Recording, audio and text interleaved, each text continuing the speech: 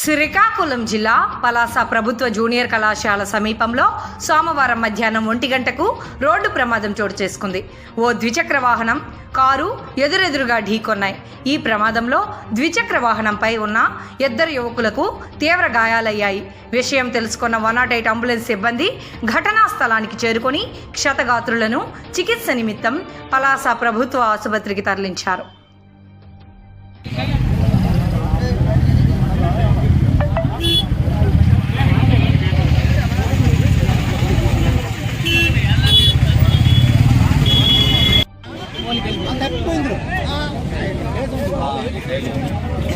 తప్పింది